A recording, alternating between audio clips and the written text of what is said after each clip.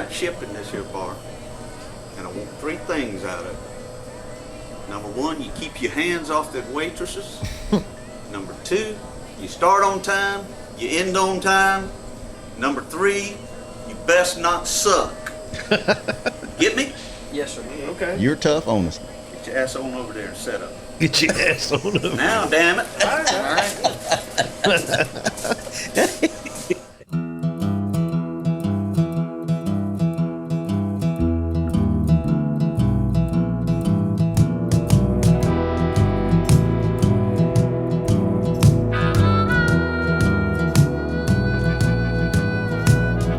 Something in the water taught me how to crawl. Something in the water taught me how to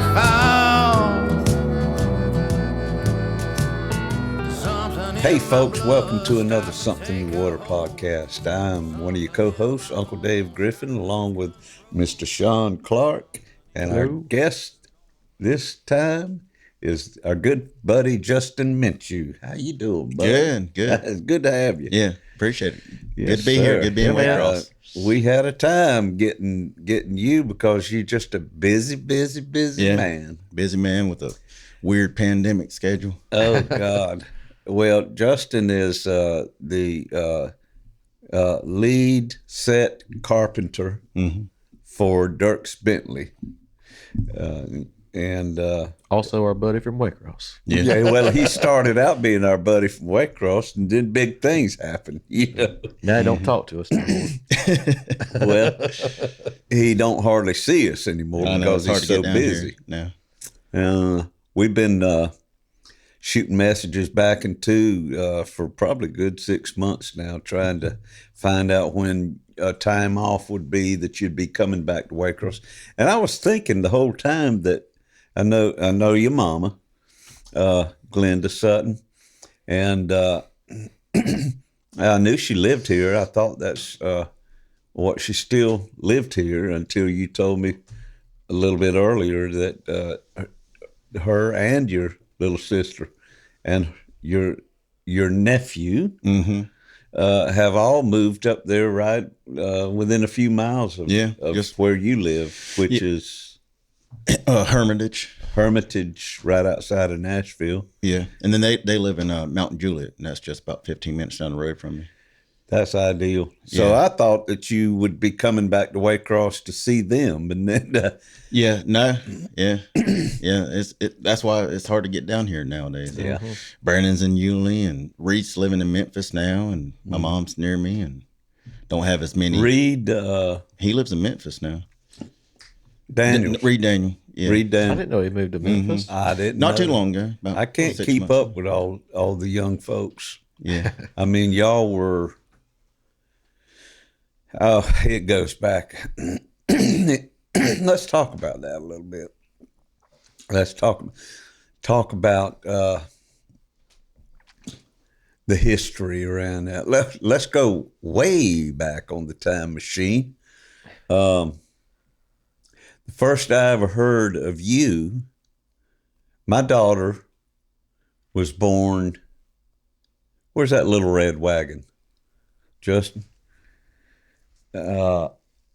My daughter Megan was born on March 12th, 1983. When was your birthday? May 4th. May 4th? Okay. And there y'all are. There we go. Oh, wow. At her first birthday party. That would have been March 12th, 1984.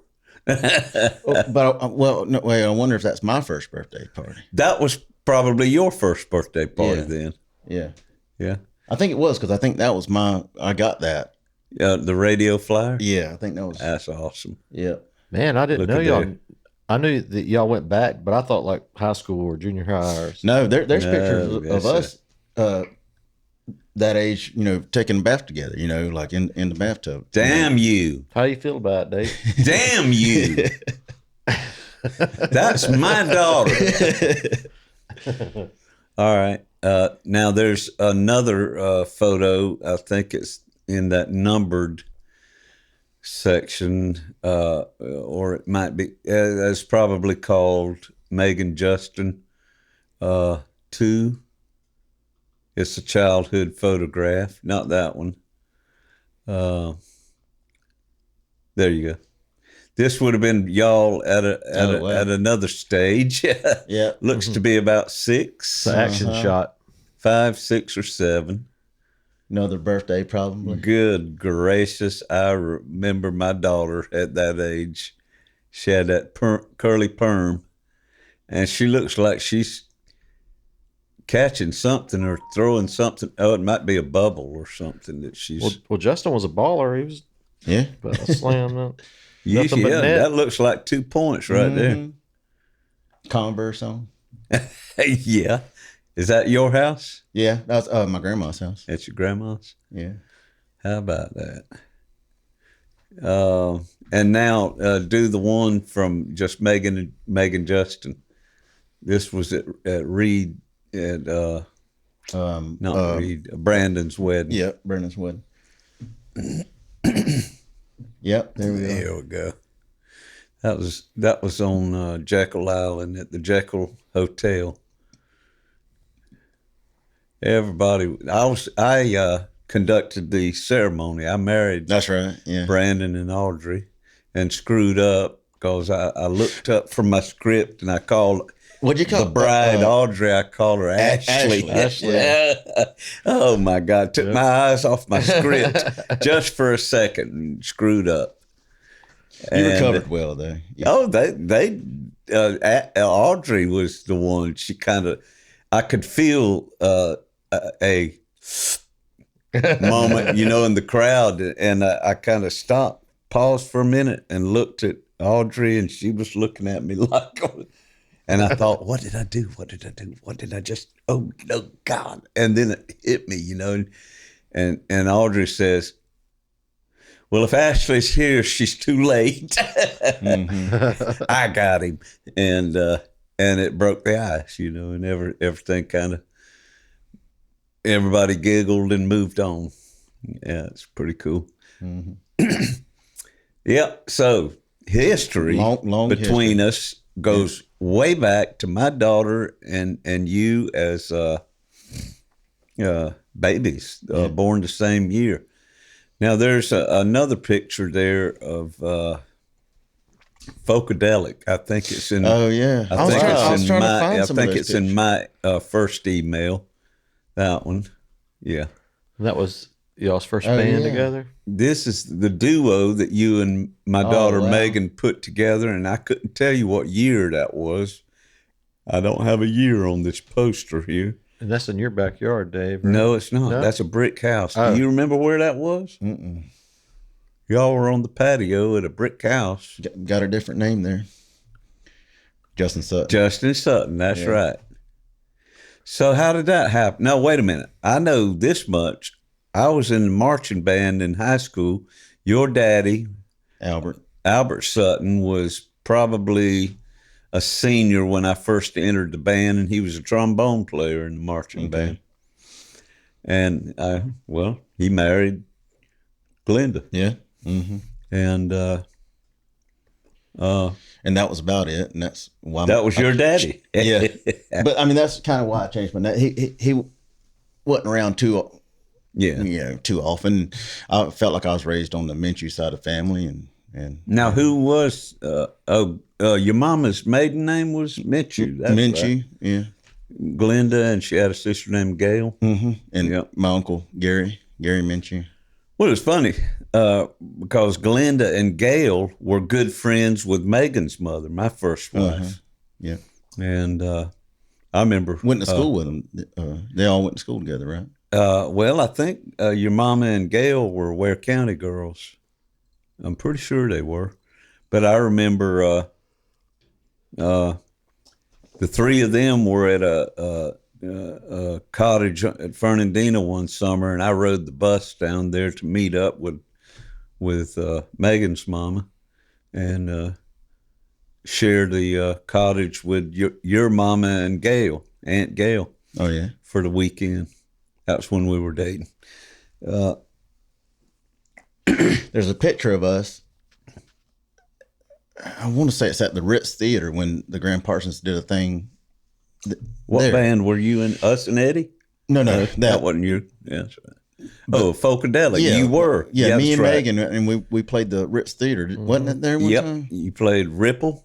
Yep, that's right. That's right. I've got, dang, I could have sent the a little sound audio thing of y'all's performance of that. I'm glad you didn't. That's probably wasn't that great. I have that on. Weren't y'all in another band, you and Megan?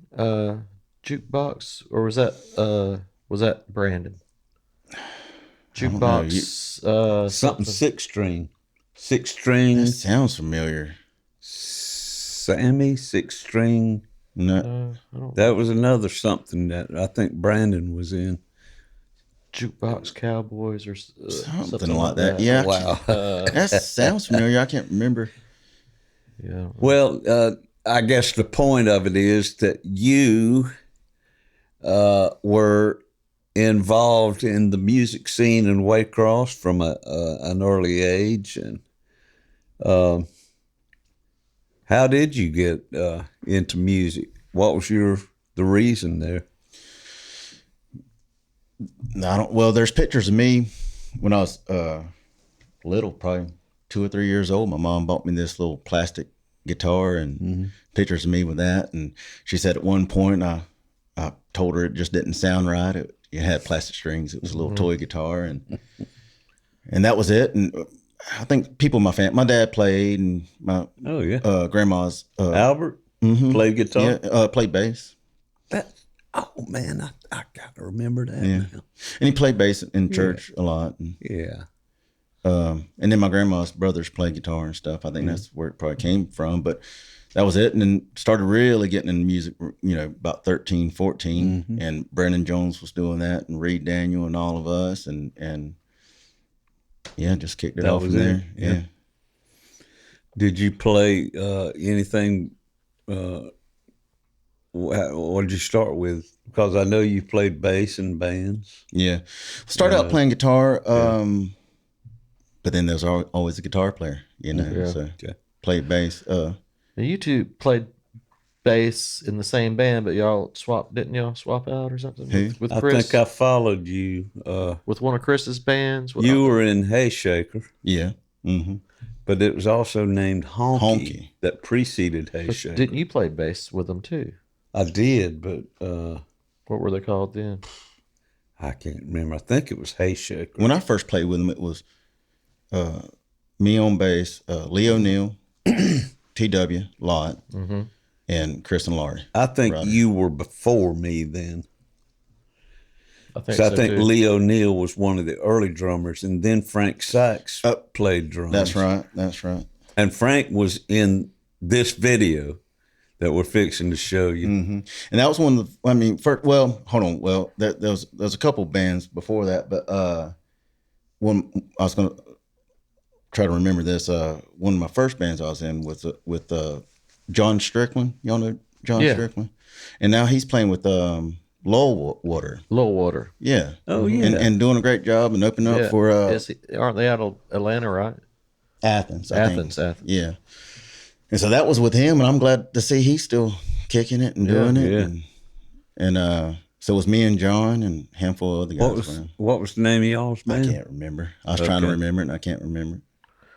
We got a video. So this is a video of just the Chris and Dirtkick. Laurie Ryder, who was our guest on an earlier episode, and T.W. Lott. T.W. Lott, who was a guest on one of our episodes, And, on guitar. Frank Sykes, who's been on one of the deep ends, and he was the drummer, and Justin was the bass player in this, and I'm the bartender. So this is going to be a good one, folks. This is Hayshaker. Yeah.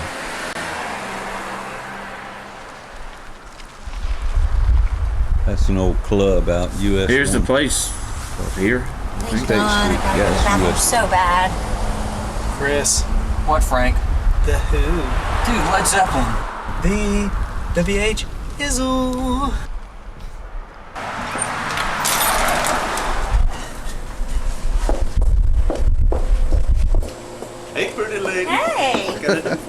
really need you back a moment, the band. Right around the corner here. Second door to your left. All right, thanks. Thing. The Who. Led Zeppelin. The Who. Led Zeppelin. Pete Townsend. Led Zeppelin. The Who. John Bonham. You boys in the band, get your asses over here right now. Sound like a Josie Wales Y'all in the movie. band. What the hell you call yourself? We're called Hayshaker. You ever Look heard at of that it? damn mustache, Justin. I Ain't never know. heard of it. I Yeah. ain't never heard of it. Like Y'all White better not Earth. suck now, I'm telling you that much. I run a tight ship in this here bar, and I want three things out of it. Number one, you keep your hands off the waitresses. Number two, you start on time, you end on time. Number three, you best not suck. Get me? Yes, sir. Okay. You're tough on us. Get your ass on over there and set up. Get your ass on up. Now, damn it. All right.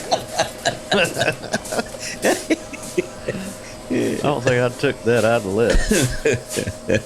Keith Moon. Way better. John Bonham's the greatest drummer There's that's CW. ever existed. Dude, I was on YouTube the Led other day. Zeppelin. Keith Moon played a drum set with goldfish in it. Led Zeppelin. Uh, Shut up, Led Zeppelin. The Who just had a new album, by the way. Oh wait, that's right. Led Zeppelin's dead.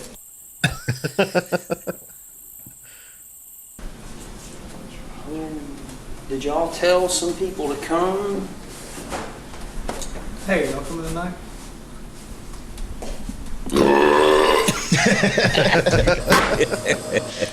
You boys better not suck.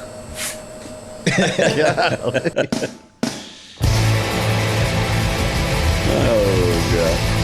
Bad action. But this is a great song. Yeah. though. That's my favorite Chris song. Was this live or did y'all I think we did mime to the music? I think it was recorded. Yeah. I think y'all recorded it. I don't know. I know y'all recorded. He recorded one time at Jesse's. I don't know if that was Yeah. the same. We ended up recording. going to Nashville and recording. Huh? What'd you say? Nashville. Nashville. Oh yeah. I love this part. There's Christy Hanchy. Yeah. My son, my stepson, there's Donnie. And my stepson, Justin Johnson, is Uncle Werewolf. We need to get him on Yeah. the podcast. Yeah. And I think Jason Chancey's in the crowd. Yeah. too.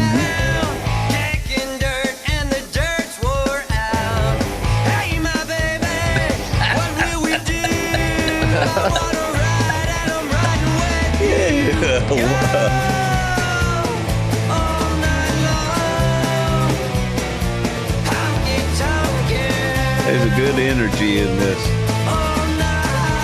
Karina. Yep. There's that dude. That's Goat Man. Yeah. God, when was this? When would this have been? Probably 2000. 2000, 2000. Or earlier. Probably earlier. 2001 maybe? Or 2. Good Lord. Well, no. Maybe more like 2003, 2004. My band Brady was in 2000. We ended in 2000. This seems like it was A few years after that. 2 years after that. It had to be. It had to be because me and Chris were like doing duo stuff way after Grady. It seems like, unless I'm thinking about it backwards.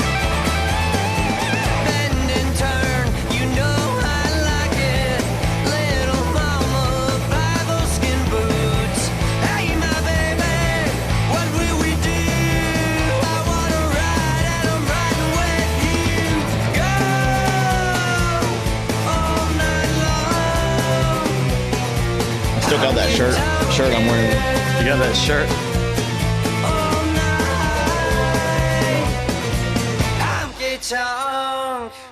And when we wake up, that's when we'll die. Until that moment, She got a cigarette? the moon will shine.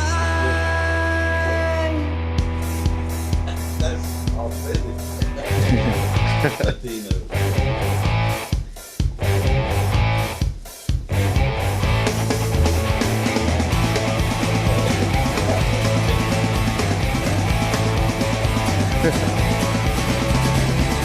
was that? That was Rex. Rex Alvarez. That looked like.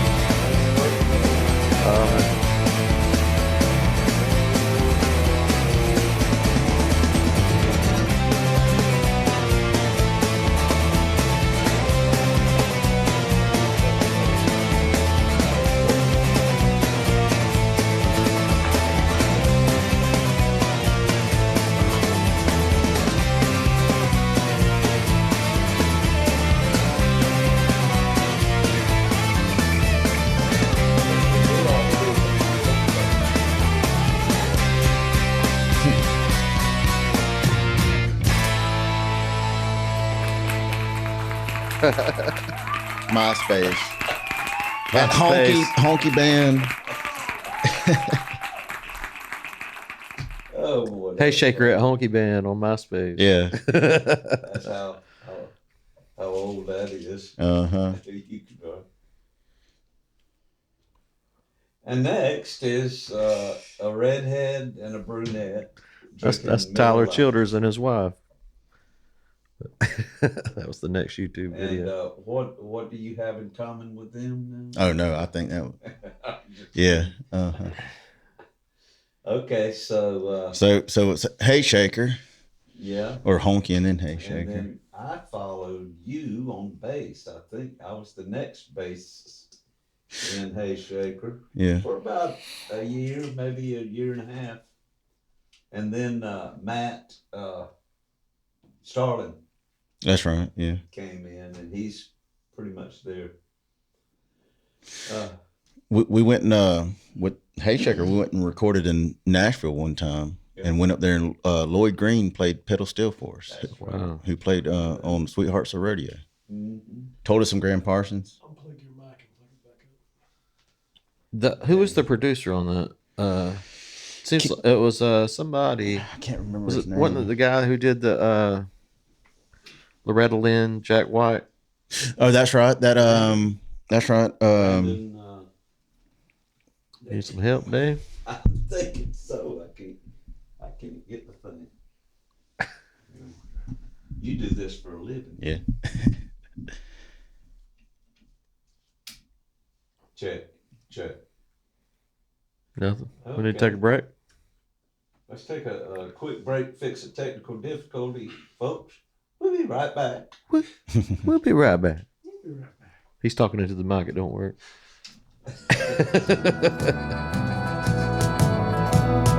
Something in my brain won't let me stray. Something in my veins gonna find its way. Something in the water taught me how to pray.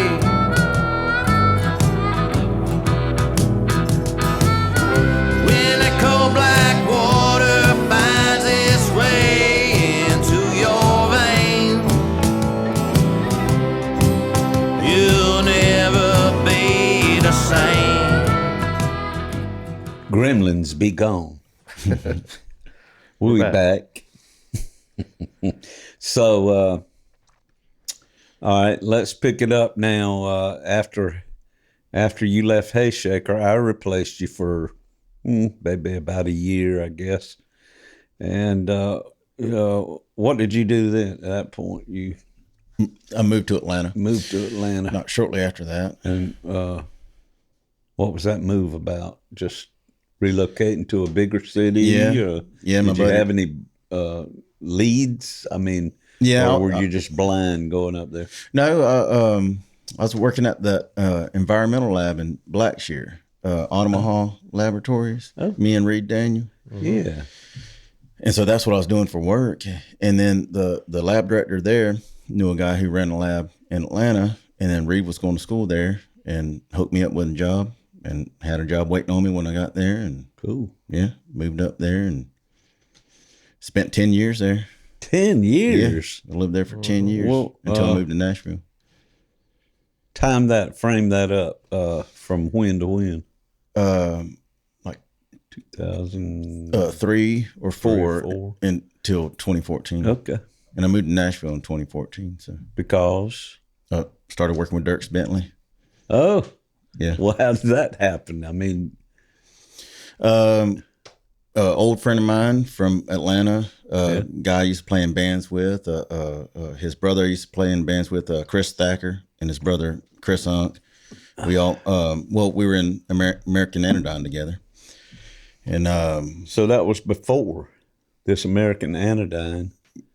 that was while I was in Atlanta. While you were in Atlanta. Yeah. Tell us about that band, because I remember y'all played Swamp Town Get Down in 2012. Yeah. Mm-hmm. Pull out, see if you got a picture on that, Justin, while we're talking about it.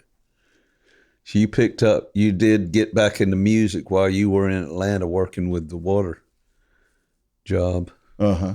Yeah. Yeah. That was at the tail end of it. American Anodyne was at near about the last 2 or 3 years I lived in Atlanta. Were they an Atlanta band?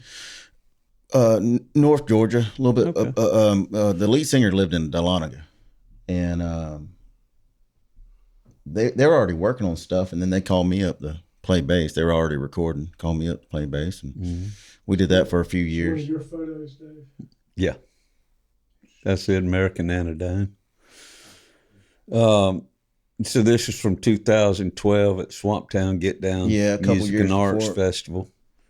That's you on bass. Mm-hmm. Josh Sharp there playing pedal steel. That's right. Josh Sharp is another Waycross boy. Yeah.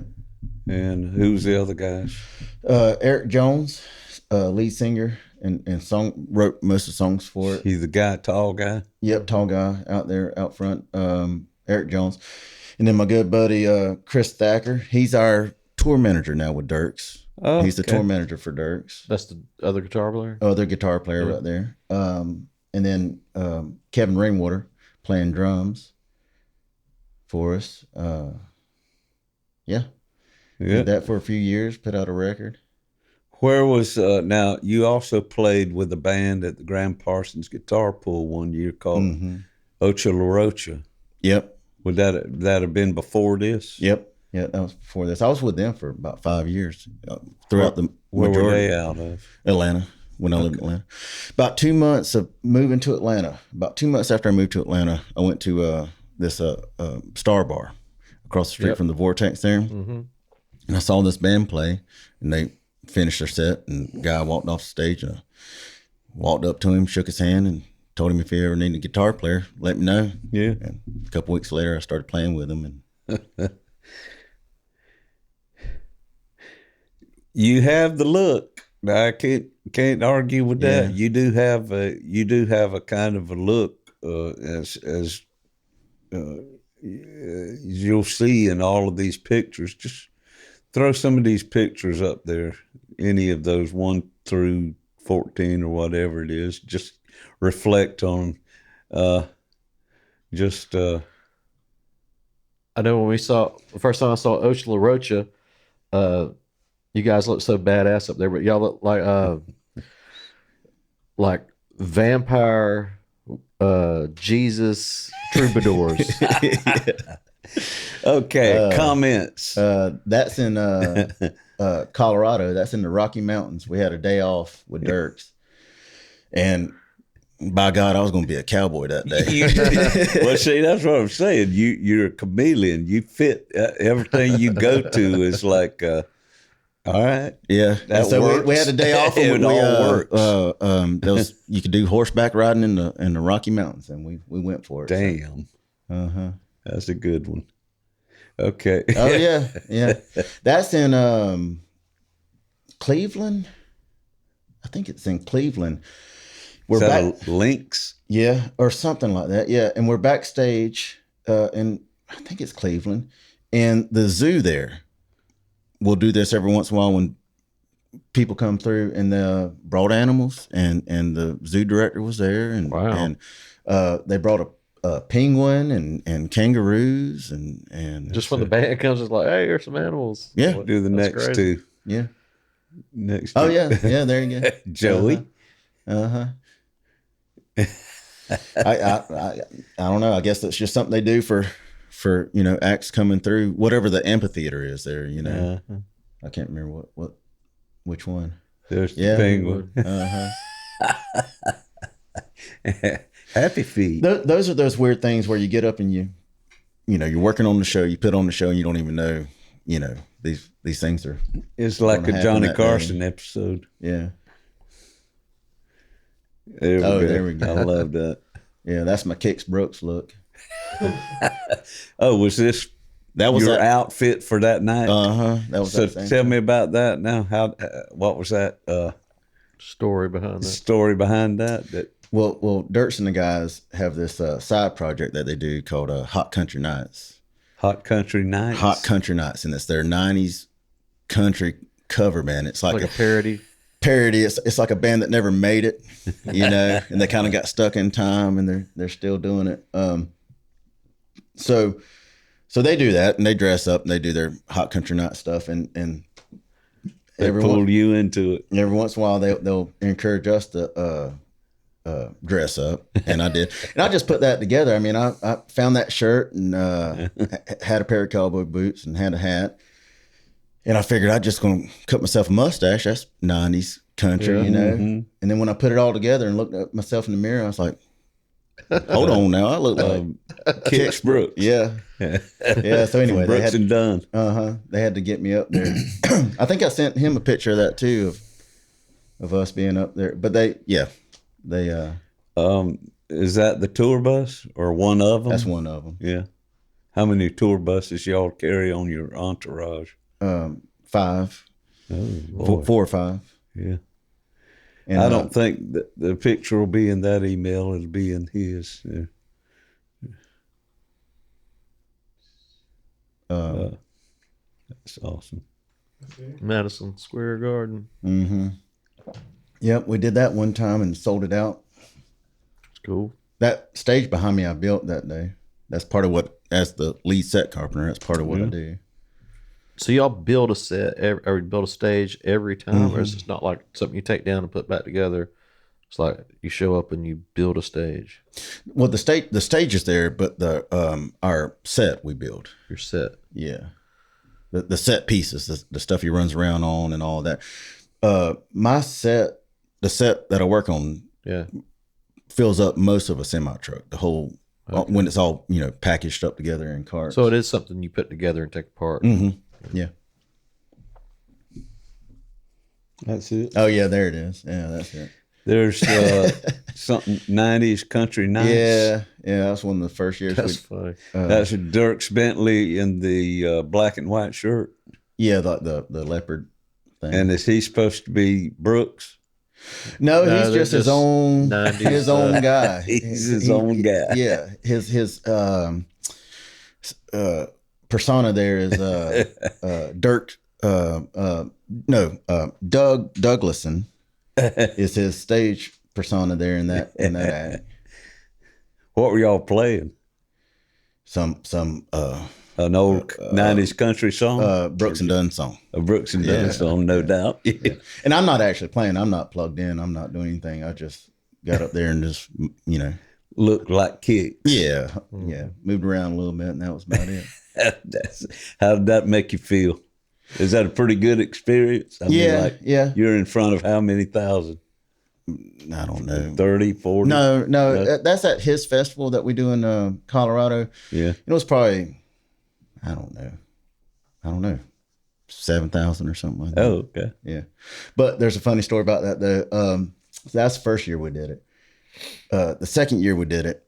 So every Friday night they would do a 90s country night. They'll bring back, like we had Clint Black one year, and we had I'm trying to think back. Tracy Lawrence and whoever else, those 90s country guys. And so the second year we did it, Travis Tritt was the headliner. And same deal, dressed up like that. They got me out on stage. And I just do my thing, walk around, come back off stage. Travis Tritt standing there laughing his ass off and high fives me as I'm coming off stage. And I'm sitting here dressed as Kix Brooks high fiving Travis Tritt. It's like, how did I wind up doing that? Did y'all say, how two Georgia boys get mixed up in this? I know. He got a kick out of us. He thought it was a trip. Where is Dierks from? Colorado? Phoenix, Arizona. Arizona? Yeah. Okay. All right. Next. We're just going to throw some photos up and get you comment on them. That's in, that was a few years ago. I don't know what year, but that's in our rehearsal.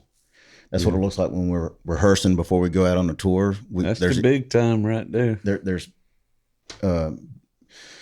big warehouses in Nashville and rehearsal spots, and we'll get a rehearsal spot and we'll set up just like we're going to do a real show, and we'll do like 2 weeks of rehearsals. We'll prep that's everything. In one of the rehearsal spots. We'll prep everything, get everything going, and the band will come in and do about a week of. Let me ask you, when you're out on tour and you put together the set, are you done, or do you? I mean, you come back for the show. Mm-hmm. Yeah, and you have to be there for the show in we case work the something goes wrong with the set, I guess. But and there's things to work during the show. On our current tour, what we're doing now, our set that we do, the drum riser lifts up, and I got to control that and move it. There's cues and things we do for that, and the staircase that's around the drums spin around, and there's certain cues during the show for that, so yeah, we build it. We wake up at 7 o'clock in the morning and get to work on the show and build it all day long, and then have a little bit of a break, and then show will happen. Opening acts and all that. We'll go on at 9, and show will wrap up about 11, and then we'll tear it all down. Take us another couple hours, and it's a long day. Yeah. What do you do? Do you travel at that point? Yeah. Jump on the bus? Yeah. So we'll throw all that stuff in the truck, and we'll have, like 7 semi-trucks, 6 or 7 semi-trucks that we'll load all that in. It's all sequence and things go in first and timing, and we'll get it all packed up, and then, we'll have a bus call at like 2:30 in the morning or somewhere in there. And that's when you leave for the next show. So you only get about 5 hours, 4 or 5 hours of sleep. If the roads are good, we'll get 4 or 5 hours of sleep. Is that the way? Is some shows a little bit longer in between distance wise, and you get a little more sleep? Not really. No. I mean, we call it chalking out the stage at 7:30. We chalk out see all that stuff hanging there. It hangs above our heads, so we got to put the lighting guys will put points down on the stage to let the riggers know in the rafters where to point them, where to send down the chain to hang those motors, and chalk out 7:30 in the morning. I mean, sometimes if the drive's long, it'll we might get there a little late or something, but we try to stick to that schedule. So, how long is a tour generally? How many days before y'all take a break? Just the weekends. Yeah. You just go out on the weekends. Yeah, we'll leave on the Wednesday and do like say Thursday, Friday, Saturday. Well, that's not too bad. Be back Sunday. You might be wore out, after 3 days of that, but you catch up. But that's mostly East Coast. When we go out West Coast, we'll do a whole month straight. We'll do about 4 weeks straight. I know you wore out after something like that. Where's this one? That's in Heinz Field in Pennsylvania. Heinz Ketchup. And we were opening up for Luke Bryan there. And that's a stadium, couple stadium shows we did. Cool. Yeah. We did that with him, and we did some with Kenny Chesney one time. And Is that the whole crew? yeah. Is that the What the Hell tour? Yep, What the Hell tour. That's the whole crew. But it's also yeah. Yep. No, that's it. That's what that's what it is.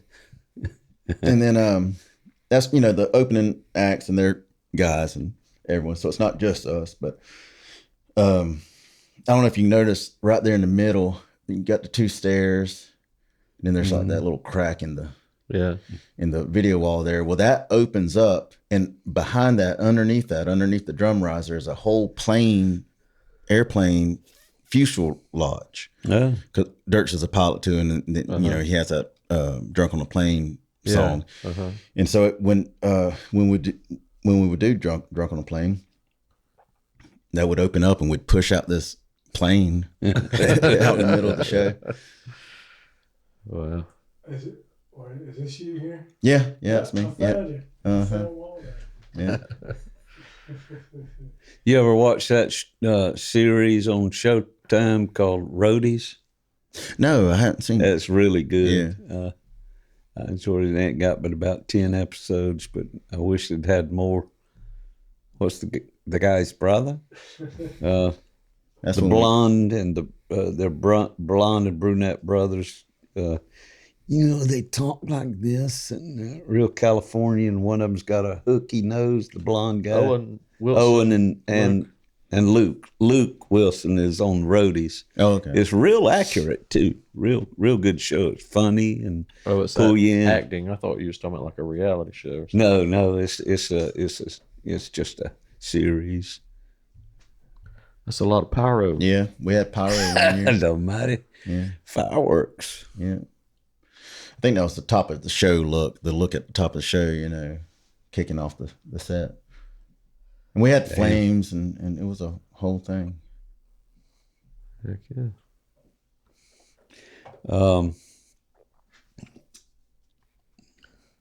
So we were talking about this earlier. You were on the news wearing my band T-shirt. Because Dirk's drummer, his house got hit by a tornado, right? Mm-hmm. What year was that, Justin? 2009? No, it would have been later. Right there. It wasn't that long ago. 2020, but I don't. Oh yeah, it would have been. Oh, that was just a few years ago. Yeah, that was at that was at that was at the beginning of 2020. Yep. Yeah. All right, let's watch this little piece right here. So I don't remember if you told me about this or if I think y'all just happened upon it. I was like, oh, look at this. All right, that's you over the left shoulder of the guy in the white T-shirt. Yeah. All right, and then that's all the people I work with.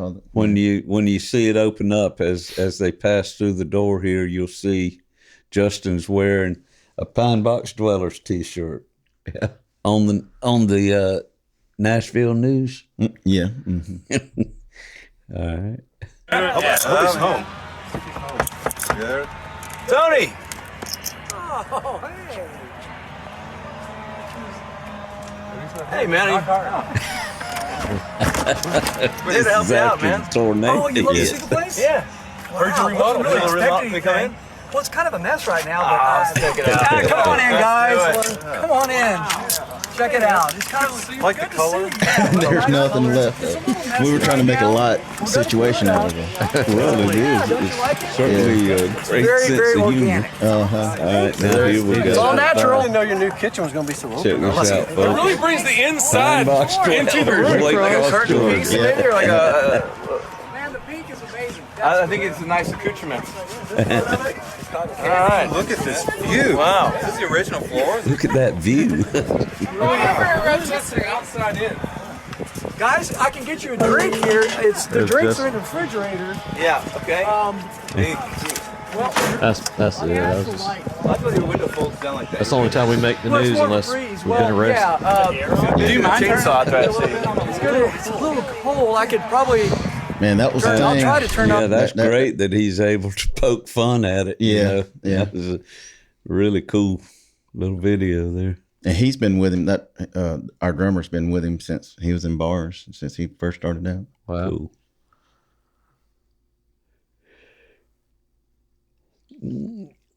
What's that one?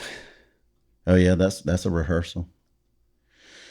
That was a same like a drunk on a plane thing we were going to do. Like Dierks was going to get up in one of those pods and fly at the end of the show, and we were the guinea pigs. They're testing a pod out. Yeah, I'm on the ride up there, and we were. Oh yeah. We were testing it out, and Is that a flying pod? Yeah, and it tilted and turned, and had this whole thing. But yeah, I mean that's some of what we do. Yeah. Crazy. Yeah. Big time. All right. So you were in Atlanta. Yeah. And played with Ocha Larocha, Larocha. at the Grand Parsons Guitar Pool. Then you played with American Anodyne in 2012 at Swamptown Get Down. And then you moved to Nashville. A buddy that knew Dierks Bentley put you in touch with him. Yeah. He's our tour manager now, Chris Thacker. He was in that. Oh, it was Chris that was in American Anodyne. American Anodyne, yeah, playing guitar. And did you hire on as a carpenter? Or Yeah. Really? That was it? He was Set Carpenter. They were, Dierks was transitioning from being more of an opening act to a headliner, and his crew was expanding. And so they needed another Set Carpenter and called me up. So you had experience in carpentry, or did you just wing it?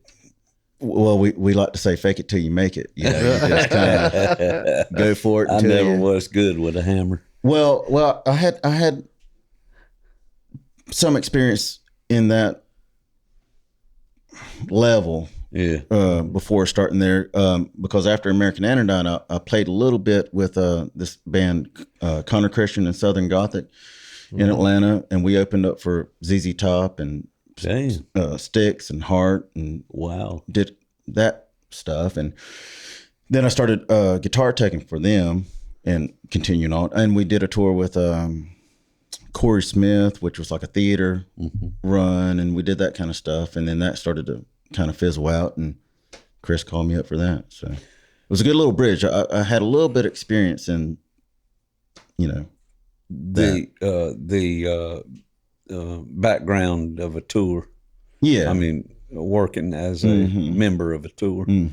But you didn't learn to swing a hammer from your daddy because he wasn't around too much, right? No, and it's not, I mean, I'm not He's out not there swinging hammers. He's putting like stuff. Yeah, together. I'm not building cabinets out there. It's but more of a...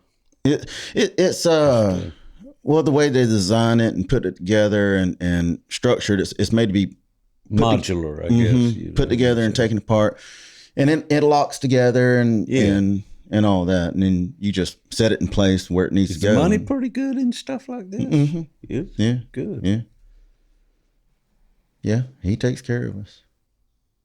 And that's what you were saying earlier, that all during the pandemic, and now that the reason we were able to finally get you on the podcast was because you messaged us and said all of a sudden you got 2-month hiatus.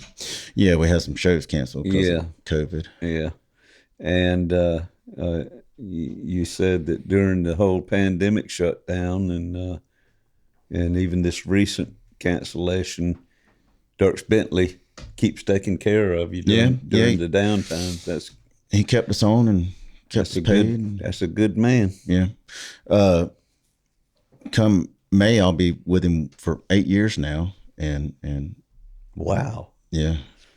But there's guys I work with who's been with him for 15 plus years. So where do you see yourself in the next, say, 5-10 years? You just gonna stick it on with Dierks? I'll stick with Dierks as long as he'll have me, and I want to at least put in 10 years or more with him, and go from there. We'll see. Do y'all have any kind of retirement? Does he have any kind of retirement plan worked into it, or I think there's health care or anything? We get health care. Do you? Yeah. He provides us with health care. That's good. Yeah. Well, you need to sock that money away somewhere, but for a rainy day. Yeah. For retirement. Yeah. Because it'll come around. Does he pay you like with check? You get a check. No. Yeah, I mean, it's just a little business on its own. What's your bank account number? Do you have Social Security taken out? Yeah. Okay, that's good. Yeah. No, I'm an employee. Yeah. Okay. Yeah. It's not a. Well, it's good if Social Security is going to be around when y'all get there. Yeah. All kinds of. It's not contracted out. You're an employee. Yeah. I'm an employee. Yeah. Well, I was very pleased when I hit that age of retirement, or hit that age of eligible for Social Security, because of all of the jobs, many jobs that I had all of the years over my years was first here, then there, and then somewhere else, and then a bunch of jobs over the years, but they all took Social Security out. And then it kind of like goes by the highest 3 years of your earnings somehow or another. And then that's what you end up making per month. So it's kind of nice. If I'd have worked more and worked harder, I'd probably be making more Social Security. But there was 3 years that I know of. I was in a rock and roll band, touring around for 75 to 78. None of that was reported. So, Well, think about me. I've been doing just I that. know. Just that. Yeah. I know. I'm For worried about you and my whole Jesse life. and Hey, and how about Jesse doing that wood carving? Man, that is Goodness. I was like, dude, crazy. Yeah. what the heck? I saw that not too long ago, and it blew me away. It blows me away, man. Yeah. I've got a few pieces that he's done already, and it's like, What the hell, dude? Yeah. I talked to him on the phone last night. He called me. He said, I got to do a bio for Dave Calloway. He's going to put him in the Waycross magazine. And he was wondering, how to write a bio. And I said, man, just keep it short and simple, but condense it all down, I said, look, here's a good lead line. Your daddy's a musician, your mom is a graphic artist, you got a little bit of both in you, and you didn't realize the art until you laid the music down for a minute. And surprisingly, you're damn good at it. Yeah. I mean, it's amazing how good he is. Yeah. I mean, I've called myself an artist my whole life, drawing or whatever. I could never do what he's doing now. Mm-hmm. Like, just like Incredible. I couldn't believe it. Yeah. even his drawing. It's like he's like, this is the first time I ever drew anything, and he sends me this picture of it's a really detailed eye, not a human eyeball, like the line. I mean, just you can see the reflection in the eye, and it's pencil.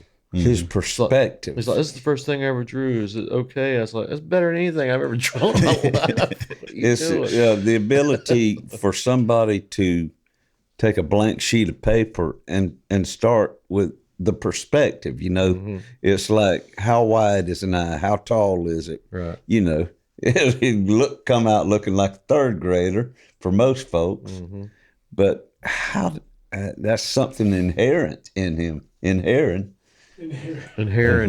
And Jesse Herron. That's something inherent. It's pretty damn awesome. He's going to be vending at Swamp Town in 3 weeks. Yeah. Are you going to be here in 3 weeks? When is it? March 10th, 11th, 12th. I'll probably be off. Yeah. I could Oh, man, that's great. Yeah, it's a good time. Yeah. Mm-hmm. Me and Jesse used to play together back in the day with Will and Jamie Moore. That was Us and Eddie, or was it? I don't remember what we were called, but it was. Will was talking about. There's Jesse's eye. Yeah. Yeah. Oh, yeah. That was the first thing he drew. Yeah, he's like, this is the first thing I drew. I was like, screw you, dude. Look at that. You could see the. Yeah, that's crazy.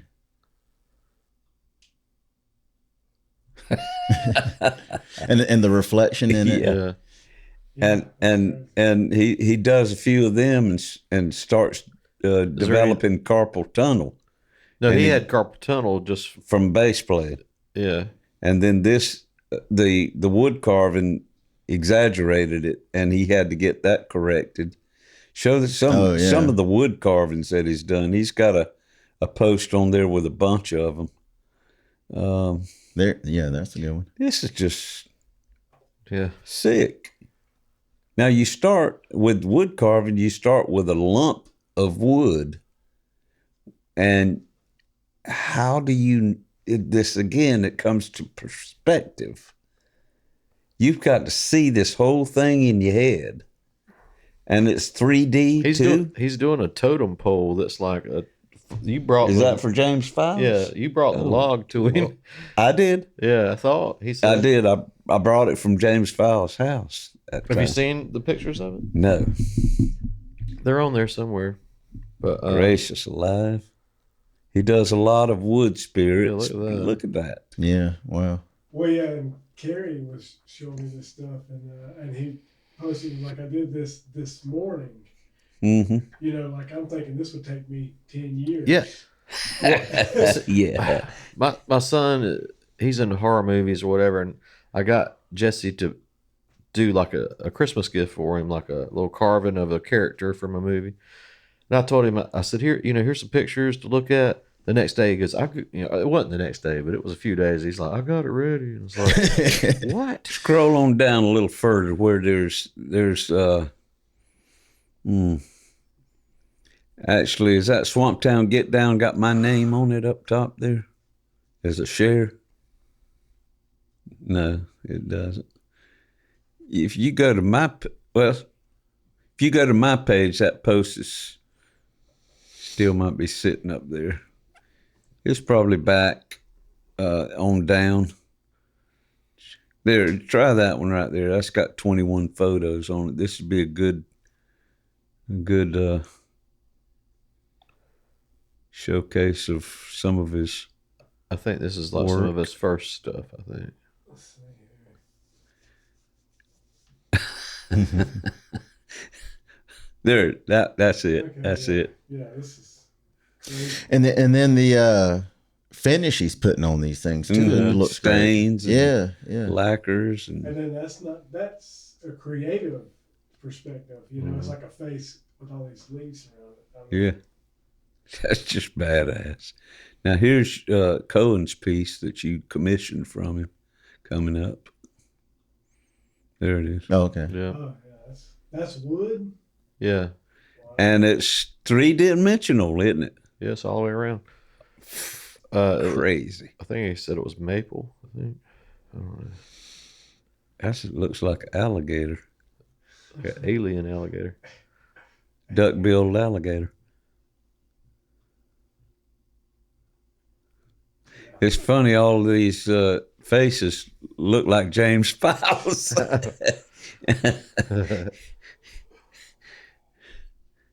James Files. That's a friend of ours. Is a wood nymph. And a friend of Jesse's. Yeah.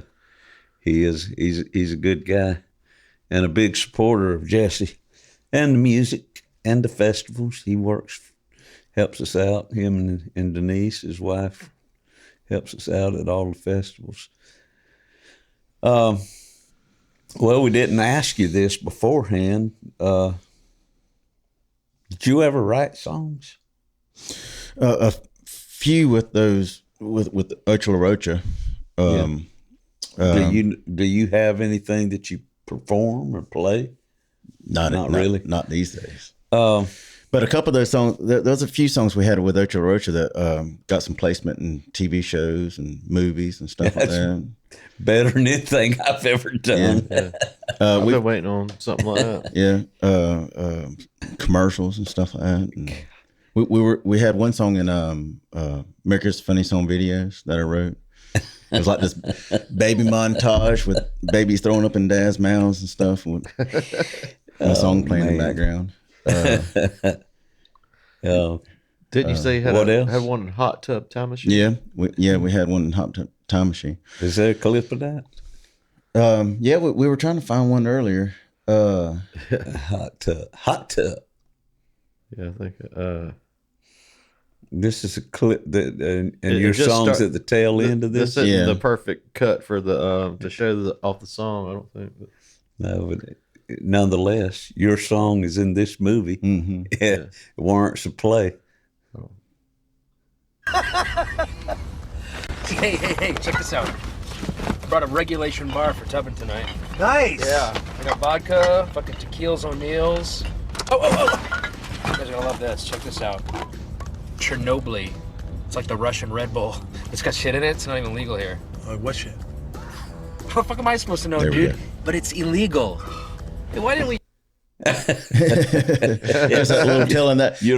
Your song came on the radio. It started coming on at the Yeah, very end of and it keeps going, and then it gets a little louder in the scene. Yeah. It kind of pans out. Yeah.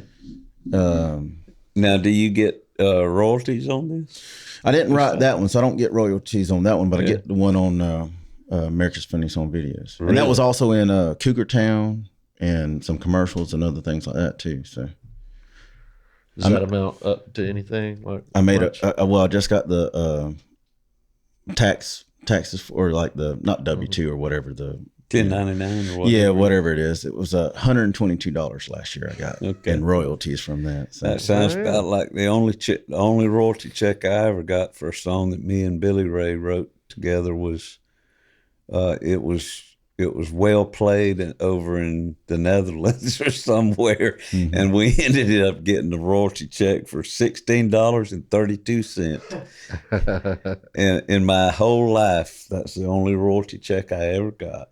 Dang. But you know what? Before I cashed it, I photocopied it on some hard blue paper, and I was going to frame it and hang it. Yeah. But it's still sitting in my file cabinet. You haven't gotten any from like streaming stuff? Yeah. I've gotten some money from that. Yeah. Well, that's royalties. Got it. Yeah, it is. It doesn't amount to much. I learned a lesson on that one there, that America's Funniest Home Videos one. The guy I wrote that with registered in his name first without my name being on it. And it generated about $8,000 before I even figured that out. Oh, gosh.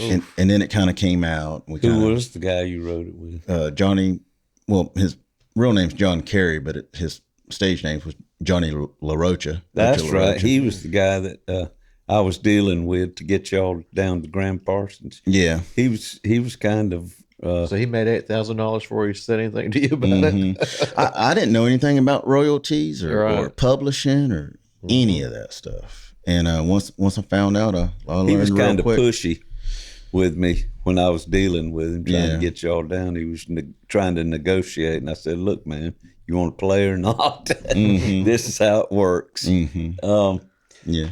Pull up the rest of them pictures from my second email, and let's go through some more of them. Let's see where we were at there when we swapped over. I think it was about the Kix Brooks picture that we were on. Okay, let's see, going past that, there. Right there. Let's pick up from there. Yeah. I did that right during the show? Yeah. Yeah. And I did that for years, and I'm still doing it now. I'm actually doing that with Dierks, but for years I did that for our pedal steel player. Our stage left guitar tech does our rhythm guitar guy and our pedal steel kind of. Is stage left from the stage or from the audience? From the stage. If you're on the left. stage. Okay, that's right. Yeah. And our pedal steel guy plays dobro and banjo and kind of utility guy. And so anyway, it's too much for the it's too quick of a change for the stage left guy to do it by himself or do it all on his own. So I would hand off the guitars for our stage left or our pedal steel guy, and then now you have to tune them too. No, he'll do that. But I'm doing that now with Dierks. We have some personnel change, and I'm handling Dierks' guitars during the show. All right. Boom. That's early. That was like the second year I was with Dierks. Sounds of Summer. Yeah. 2015. Yeah. Man.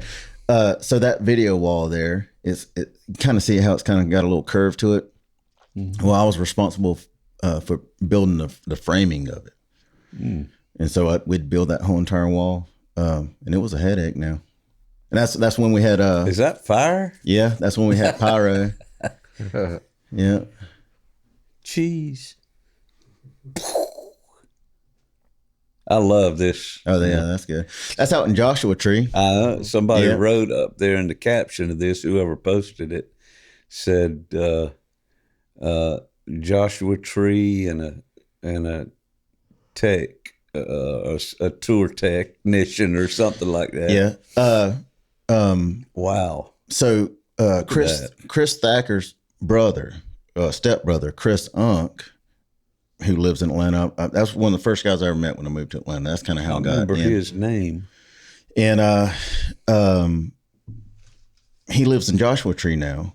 And he wrote an article about me, or had me in it, of meeting me and learning about Graham Parsons. And he lives in Joshua Tree now, but it was in the Joshua Tree Community magazine just not about a month ago. How old is Chris Unk? In his early 40s. Okay. Yeah. There.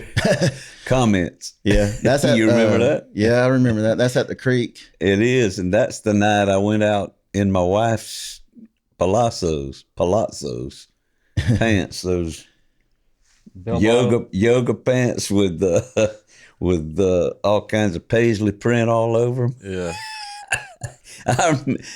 When I came across this picture, I remembered we met. There was these two girls there from somewhere off, not from Waycross. That was oh, wait a minute, were they with you? Yeah, but they're from Waycross. They are. Holly Mercer and Liza. I couldn't tell you. Yeah. Look familiar, but yeah. Okay. All right, here we go. This is my grandson, Wyatt Stewart, and that's my daughter's boy. So you tell Uncle Justin and Uncle Kyle. Yeah. Wyatt is wearing Kyle's mustache. I remember that now. That was great. Hey. He's grown now. He's man, he's in middle school now. Oh, there we go. That's American Anodyne. Mm-hmm. With Josh Sharp playing pedal steel. That's a good picture. Yeah, and he's killing it now. He's fixing to move to San Francisco or somewhere. I think he's on his way or already out Josh there. Sharp we're talking about. Yeah. Got a job at the San Francisco Chronicle, right? Yeah. Yeah. He moved from the Atlanta Journal to the San Francisco Chronicle, and we're representing Waycross. We're mighty proud of him. Yeah. He was big time now. He broke a legal that's right. That case wide open. Yeah. What do you call that? False imprisonment? Not false imprisonment. He got somebody out of prison. He got somebody who was wrongly charged. And was in there for a long time. 18 or 20 years in prison. And he got to the bottom of it, and they went and arrested the real guy. Yeah. It was a murder. Pretty heavy. It was a murder. So yeah, I mean, I guess somebody would be offering him a job out somewhere, you know. Mm-hmm. That's great. That's our current tour manager with Dierks. That's Chris Thacker. Yep, Chris Thacker. That's right. Okay. Leading the charge now. This was Swamp Town Get Down. I think you'd have to blow that up and see that or lanyard badge on my thing. Yeah, that's Swamp Town. And that's Payne and Fester Haygood. Levi Lowry and Fester. Oh, that's Levi. Yeah, Levi. Wow. Fester, yeah. I can't see so good so far away, you know. I ain't no telling what that discussion was about. Who knows? We're up under one of the pop-ups, and you're telling me a good story because I'm smiling.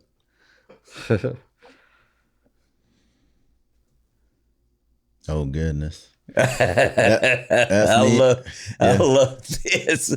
There's Lindsay. Yeah, and Brandon Jones. Brandon with the shirtless. Mm-hmm. And Reed Daniel. Reed. No, that was at Bonnaroo. Oh, it was. I think that was at Bonnaroo. That picture. What's that shirt? Waycross Shrine. Look, it's up close in the next one. I found that at my grandma's house. It says Waycross It's the Shrine all night sing. Yeah. All night sing. Yeah. We had that in the Memorial Stadium for years. I went to it one year and bought some sheet music when I was still a piano player. It was, what's that next picture? There it is. I like that. That'll tell you how Bonnaroo Waycross went. Shrine, all night sing. Yeah. That was a Waycross tradition right there. The red velvet cake was something you couldn't do without. And the gospel music. There's American Anodyne. We saw that one earlier. All right, that's Charles Bradley. Yeah, that's Charles Bradley. That's in Atlanta. That was The one y'all went to. I didn't see Charles Bradley, but Ashton did. Ybor City. That wasn't the one that y'all were following down there. No, that was John Spencer Blues Explosion. Oh, okay. That was early on when he first was starting getting going, or when he was doing his thing. That Hoodie 930 Club. That's a club in DC. I think it's in DC. I was already out on the road. Where were you at this point? Working with Dierks? No, I think I was. Well, I might have been working with Dierks, but that Hoodie's from when I worked with Connor Christian in Southern Gothic. We were opening up for Corey Smith, and we did the 930 Club. Yep, that's Gregg Allman. Wow. Mm-hmm. Yeah. My eyes aren't so good, for real. Well, he doesn't Dave's really up there look like reading himself. stuff off there, and I'm like, I can't even see words. That's in California. That's Stagecoach, where they do, Coachella.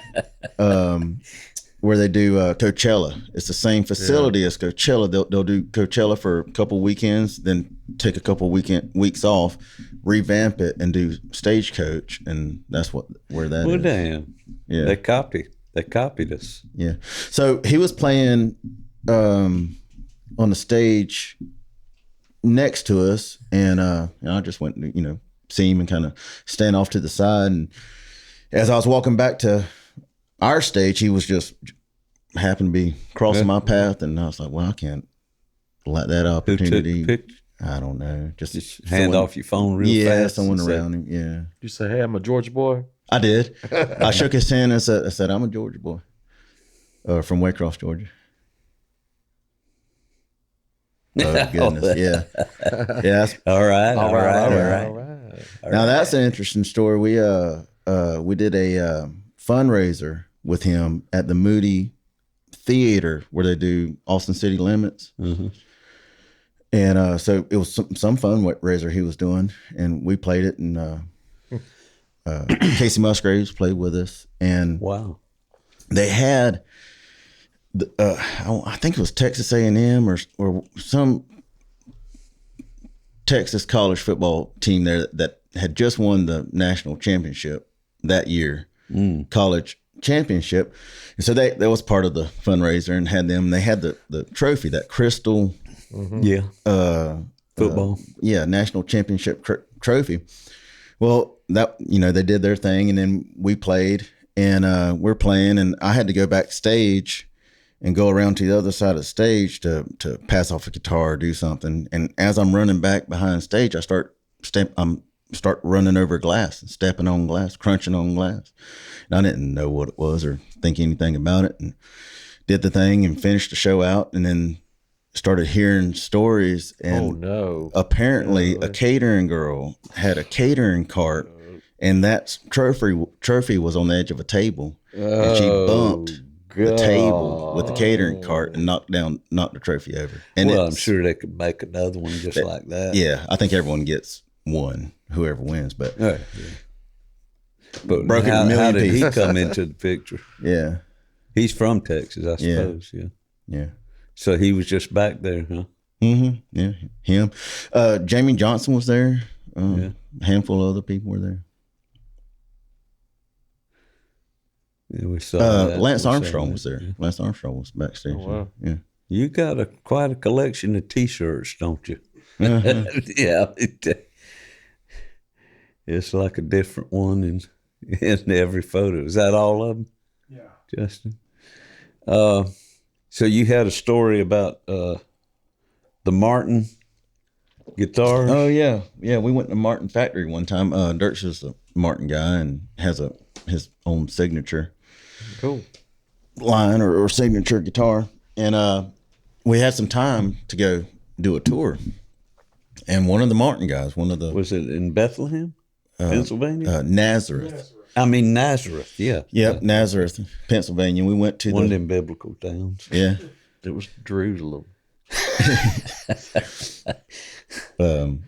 Yeah, we went. They there's a little museum out front, and they gave us a tour of that, and then they gave us a tour of the factory. But we're doing that museum, and it's a handful of guitars from the 1800s, and then it's like cases of them, and they start to get on up in the years, starting to get in the 40s and 50s, and then they got guitars there that Waylon Jennings played, and whoever else, and then all of a sudden they start cracking open the cases and asking us if we want to play any of these guitars. Shit. So they belonged to somebody? Belonged to those people. Oh, and so they let us play Waylon Jennings' guitar and whoever else. And they had, and I got a picture of it somewhere. I don't think I sent it y'all, but they had one case standing by itself, off from the rest of them. And it had Hank Williams Sr.'s guitar in it. Holy that he bought in Montgomery, Alabama. And sold it to whoever at some point, and then they bought it from whoever had it. But they opened up that case and let us play Hank Williams Sr.'s guitar. And I got a little video of myself playing it, and I couldn't hardly get through just a handful of chords. I'm sure. Yeah. That would be. Oh man, it's heavy. Yeah. I guess they don't do that for everybody, do they? No, I don't know. But man, I couldn't believe it.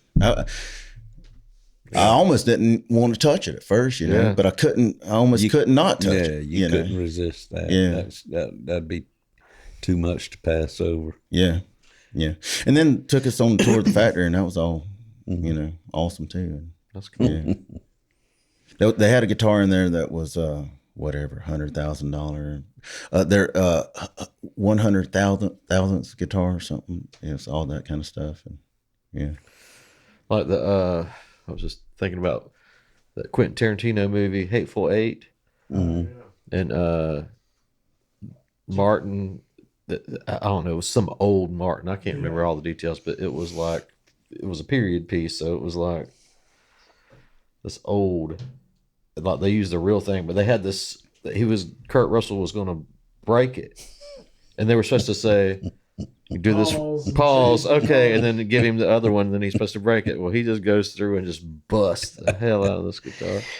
Oh, and that like stopped them from ever working with movies. That they said they wouldn't put up any of their stuff like that for a movie again or something. But yeah, it's kind of like. But you see Jennifer Jason Leigh's face. You don't know what I'm talking about? Mm-mm. You can see her face because she knows it's the real one, and she knows that, and she's like, just in shock. But it's all in the movie. Kind of like Alec Baldwin shooting the. No, it's different. I know it is. I don't know which is worse. No, that's. Oh, is that it? Are you pulling up? Yeah, the accident.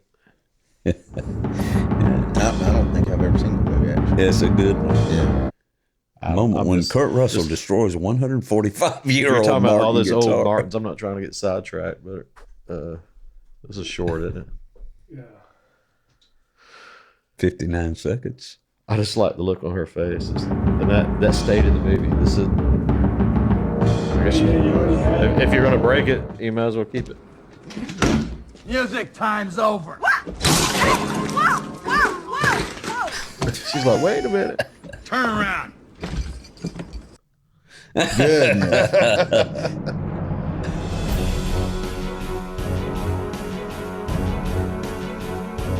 Heck, that might have been in the museum when I went. Good find. 145-year-old guitar. How did he make that mistake? She was legit like, oh my. Yeah, and that was out of character for her character because she didn't care about nothing. She was looking at the production. She was like, what was that? Moaning in the background. I imagine. Well, there. He thought it was the other one, I guess. Yeah. Or maybe he just didn't care. I wonder if that was in the museum when it went. Knowing Quentin Tarantino, he's probably like, just go ahead and break that guitar. It'll be a real wow factor. Yeah. that charge went back on the production company. Yeah. Or maybe it came out of Kurt Russell's check. Yeah, it's probably insured. I imagine so. Yeah. Well, we covered a lot of ground. I reckon we'll do a tale of the week right here for you folks. This one is, I searched the world over, and I couldn't find anything that was real relevant. I never, Tale of the Week is an old weekly blog that I did for about 2.5 years. And this is a book that was put out with 25 blogs in it. And tonight's blog concerns our dependency on digital devices. Let me make sure I got my trusty cell phone right here. It's hard to imagine life without cell phones and computers nowadays. There are whole generations, including my 3 grandkids, who roll their eyes and yawn when I begin to expound on my boring childhood with its rotary dial telephones tethered to the wall, the black and white televisions with only one channel to watch, and phone books that you'd rely on at least until the new ones came out a year later. Even then, you kept them because they were full of handwritten notes and phone numbers you couldn't part with. We didn't have a Google machine. All we had were daily newspapers like the Waycross Journal-Herald, or monthly magazines like Look and Life, and the antiquated Dewey Decimal Card Cabinet located in the local library. We didn't have a Facebook machine. All we had were our friends, neighbors, and kin who we spoke with face to face or over that rotary dial telephone. Our YouTube machine was simply the TV, which if you watched on most evenings in prime time, you'd catch a live performance of Elvis, Buddy Holly, Johnny Cash, the Beatles, or Petula Clark. And we sat cross-legged on the living room floor while our eyes and imaginations were bombarded with Don Rickles, Jonathan Winters, Red Skelton, Jackie Gleason, Rod Serling, Alan Funt, Roy Rogers, and Rowdy Yates. Television and movie theaters were our link to the world outside. As tied down as we were by cords attached to our old-fashioned phones, we are just as tied to the remarkable smartphones we carry around with us today. My wife, Lynn, had her Google Pixel phone stolen while we were in Macon, Georgia last November. It was like the world came to an end for a few days, till our son gave her one of his used ones, and a trip to the friendly folks at Verizon yielded most of her contacts and phone numbers that had been floating around in some cloud. I'm clueless. Our computer suffered a minor breakdown about 2 years. Well, I take that back. There ain't nothing minor about a computer breakdown. I've come to rely on doing everything on that blasted hunk of bits, bytes, soundboards, and wires, from finances and spreadsheets to emails, watching Don Rickles going crazy at Ronald Reagan's second inaugural gala in 1985. I hauled it over to Josh, the computer doctor, and for 10 days it was worked on and retooled after picking up a virus or something such. Oh, Lord, they're almost like one of the family. It was so sad. While it was sick, I took to watching Hulu and Netflix movies on my smartphone just to be able to cling to something digital. When I finally got it back, I had to reload software and update drivers just to run my Quicken, Microsoft Office, Hewlett-Packard, Honeydew List, Where'd the 60s Go, and Just Shoot Me Now. It's exhausting, but it beats writing everything down in a composition book like I used to do in the distant 80s. Psychologists are promoting treatments for digital addiction, advising sufferers to log off and walk in the sunshine. And I hear that the current generation of young folks rely so heavily on digital devices for their social interactions that in a few years they won't be able to carry on a simple conversation with a prospective employer in a one-on-one job interview. Life was simpler back in the day. I resisted smartphones for as long as I could until my wife bought me one for Christmas about 16 years ago. You can't say no to a Christmas present from your wife, so here I am, tied down to modern technology, an analog man in a digital world. Here are a few things I've learned that might come in handy for you. Don't drop your cell phone on the pavement. Don't drop your cell phone in the toilet, Jesse Herring. Don't leave your cell phone in a convenience store restroom outside Jacksonville. Don't befriend strangers while hula hooping in Grant's Lounge with your makeup bag containing your cell phone nearby and turn your back for a second. They won't take the hula hoop no matter how pretty it is. And don't accept beautifully wrapped Christmas presents that appear to have cell phones inside. And with that, I'd like to give you a recent example of how disastrous that digital dependency can be.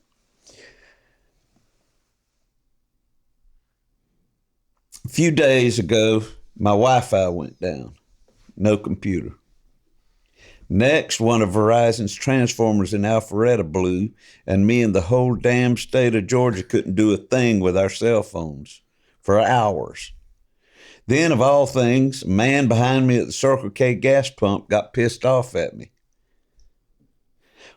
So I'd finished putting my gas in, but I was standing there with the hose still in my hand, glued to the little gas pump TV screen, watching Maria Menounos talking about how to decorate your home for the holidays for under $5 and how to make little strawberry banana enema suppositories and how to cure the hiccups, of which I had a terrible case. So I'm standing there waiting on her to finish when this guy eases up behind me and hits me with a tire iron hard. When I finally woke up, I was hopped up on Demerol with 15 stitches in my head, asking the doctor for the guy's name who did this to me. Doctor says, "Mr. Griffin, you're in no shape for revenge." I said, "Revenge? Hell, I just want to thank him for curing my hiccups." Golly. Sick. Well, man, it's good to have you. Yeah, Justin. Yeah, appreciate it. And Thanks for having me. Man, I hadn't seen you forever. I know. I don't get back as often as I used to. Well, you're a busy man, busy out there on the road. So all family is gone from here for you, right? Yeah. My aunt, I'm staying with my aunt. Gail. So, yeah. Yeah. And that's it. Earlier today, we saw my 90-year-old great aunt at Baptist Village. About that. Yeah. Wow. Yeah. We still got plenty of friends That's around here. your mama's mama? Aunt, my mom's aunt. Aunt. Mhm. Oh, okay.